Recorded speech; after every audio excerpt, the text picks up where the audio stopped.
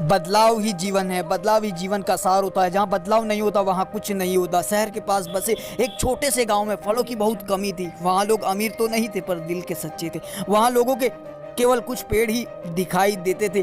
गांव में फलों की कमी को देखकर अल्लाह ने अपने दूत को बुलाया और कहा, तुम गांव में जाओ और सभी को कहो कि वह एक दिन में केवल एक ही फल खाएं और हो सके तो फलों के पौधे लगाएं।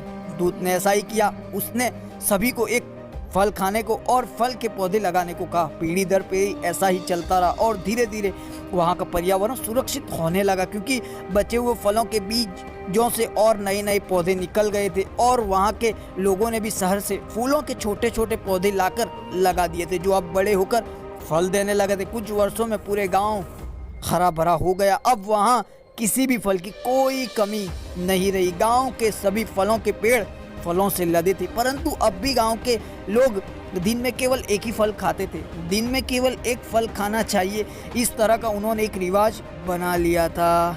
अब वर्षों में से चली परंपरा के प्रति आज भी पूरी तरह वफादार थे। वह खुद तो दिन में केवल एक ही फल खाते और अगर शहर से कोई उनसे फल लेने आता तो वह उसे भी खाली हाथ लौटा देते। इसका परिणाम यह हुआ कि टनोटन फल बर्बाद होने लगे और सड़कों पर भी इधर उधर बिखरते दिखाई देते थे। भगवान को यह सब देखकर बहुत बुरा लगा और उन्होंने तुरंत अपने एक दूत को बुलाया और कहा, जाओ और गांव वालों से कह दो कि वो आप जितना मर्जी फल खाएं और बचे हुए फलों को दूसरे शहरों में बांट दें।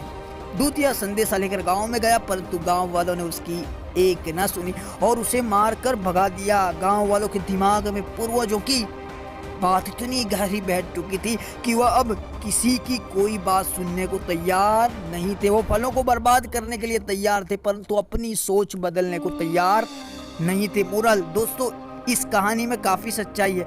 हमारे समाज में आज भी लोग बिल्ली को रास्ता काटने, कौवे को काव काव करने, रात को झाड़ू ना लगाने से लेकर ऊंच नीच के जात पात की अनेकों मानसिकताओं से जुड़े हैं, जिनका वास्तव में आज कोई अर्थ नहीं है मेरे दोस्तों। जैसे इस कहानी में इस तरह की चीज़ों को मानने वाले खुद को बड़ा ही धार्मिक और ईश्वर को मानने वाला समझते हैं, वैसे ही हमारे समाज में भी इन सभी मान्यताओं को मानने वाले लोग खुद को बड़ा ही पवित्र और सबसे बड़ा संत समझते हैं, जबकि सच्चाई कुछ और ही होती है।